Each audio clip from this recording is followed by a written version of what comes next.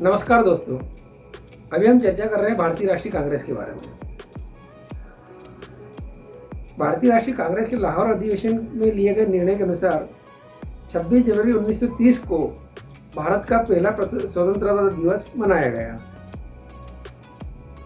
इसके पश्चात 31 जनवरी 1930 को कांग्रेस और गांधी जी ने लॉर्ड इरविन और ब्रिटिश प्रधानमंत्री मैकडोनाल्ड के सामने 11 सूत्री मांगे रखी। ब्रिटिश सरकार ने उस पर कोई विशेष ध्यान नहीं दिया, इसलिए 1930 में ही कांग्रेस ने सविनय अवज्ञा आंदोलन शुरू करने का निर्णय लिया। 12 मार्च 1930 को गांधी जी अपने 79 साथियों के साथ में साबरमती आश्रम से दांडी के लिए निकले। 6 अप्रैल 1930 को दांडी में जाकर गांधी जी ने नमक बना करके सविनय अवज्ञा आंदोलन शुरू किया और इस प्रकार संपूर्ण भारत में सविनय अवज्ञा आंदोलन शुरू हो गया। यह पहला आंदोलन था जिसमें देश की महिलाओं ने भी सक्रिय रूप से भाग लिया। 5 सितंबर 1930 को इंग्लैंड में प्रथम गोलमेज सम्मेलन शुरू हुआ, जिसमें कांग्रेस ने भाग नहीं लिया। सप्रू एवं जयकर के सहयोग से 5 मार्च 1931 को गांधी और इरविन समझौता हुआ। गांधी इरविन समझौता के तहत कांग्रेस ने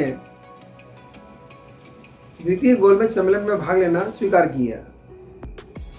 सितंबर 1931 में गांधी जी कांग्रेस की ओर से द्वितीय गोलमेज सम्मेलन में भाग लेने के लिए लंदन पहुंचे। 1 दिसंबर 1931 को द्वितीय गोलमेज सम्मेलन बिना किसी ठोस निर्णय के समाप्त हो गया। भारत लौटने पर गांधी जी के स्वागत के लिए आई जनता को संबोधित करते हुए गांधी जी ने कहा, मैं खाली हाथ आया हूं, लेकिन मैंने अपना देश का सम्मान झुकने नहीं दिया। इंग्लैंड प्रवास से आते ही गांधी जी ने सविनय अवज्ञा आंदोलन फिर से शुरू किया, लेकिन लोगों का उत्साह समाप्त हो जाने की वजह से 7 अप्रैल 1934 को सविनय अवज्ञा आंदोलन समाप्त करने की घोषणा कर दी। नवंबर 1932 में तृतीय गोलमेज सम्मेलन हुआ, लेकिन इसमें कांग्रेस ने भाग नहीं लिया। भारत सरकार अधिनियम 1935 के तहत भारतीयों को प्रांतीय सरकार में भाग लेने का अधिकार मिल गया। कांग्रेस ने 8 प्रांतों के चुनाव जीत लिए।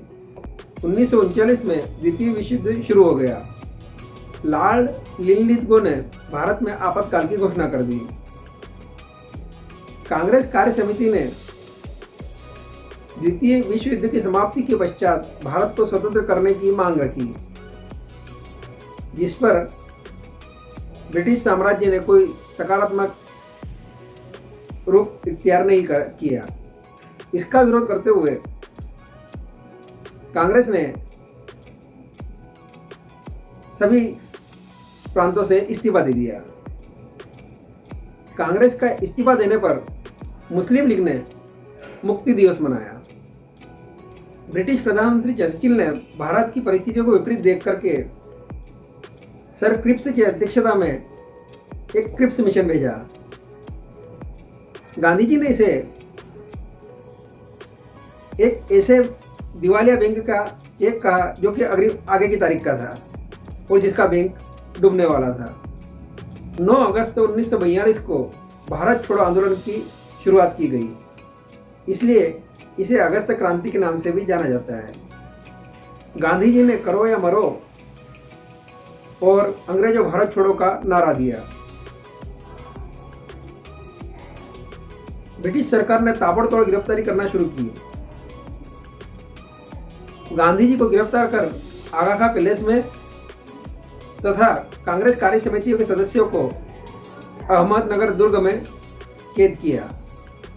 भारत छोड़ो आंदोलन को सफलता तो नहीं मिली, लेकिन इसके दूरगामी परिणाम अच्छे हुए। उन्हें देखते हुए इस आंदोलन को स्वतंत्रता का एक महान प्रयास कहा गया। कांग्रेस के 1938 के हरिपुर अधिवेशन में नेताजी सुभाष चंद्र बोस अध्यक्ष चुने गए।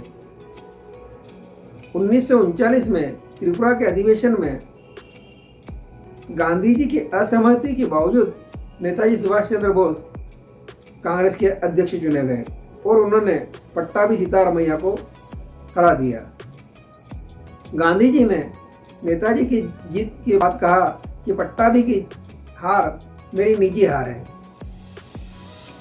गांधी जी के ऐसे रुख को देखते हुए सुभाष चंद्र बोस ने अध्यक्ष पद और कांग्रेस दोनों छोड़ दी और फॉरवर्ड ब्लॉक की स्थापना की। कांग्रेस और मुस्लिम लीग के बीच में उत्पन्न असंतोष को देखते हुए चक्रवर्ती राजगोपालाचार्य ने 1944 में CR फार्मूला प्रस्तुत किया।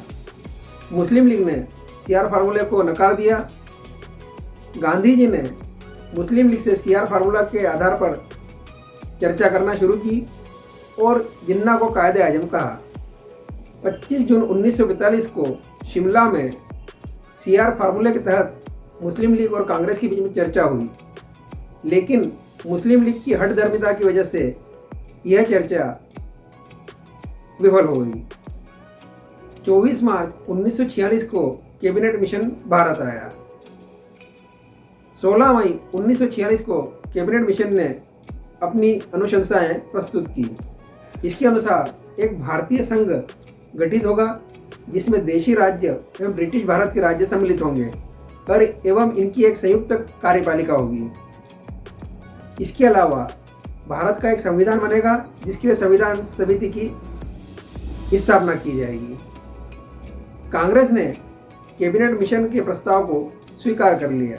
2 सितंबर 1946 को जवाहरलाल नेहरू के नेतृत्व में 12 सदस्यीय अंतरिम सरकार का गठन हुआ। 20 फरवरी 1947 को ब्रिटिश प्रधानमंत्री एटली ने घोषणा की कि जून 48 से पूर्व भारत को स्वतंत्र कर दिया जाएगा। 3 जून 1947 को माउंटबेटन योजना प्रस्तुत की गई। इस योजना के तहत भारतीय स्वतंत्रता विधेयक 4 जुलाई 1947 को ब्रिटिश संसद में प्रस्तुत किया गया। 18 जुलाई 1947 को इसको मंजूरी दे दी गई और इस प्रकार 15 अगस्त 1947 को भारत आज़ाद हो गया। इसके पहले के भी दोनों भाग मैंने भारतीय राष्ट्रीय कांग्रेस पर 3 भाग में बनाया है ये, ताकि कोई वीडियो लंबा लेंदी नहीं हो जाए। इसलिए अगर इसके पहले के 2 भाग की मैं लिंक इसी वीडियो में दे रहा हूँ तो आप देख सकते हैं। नमस्कार, धन्यवाद।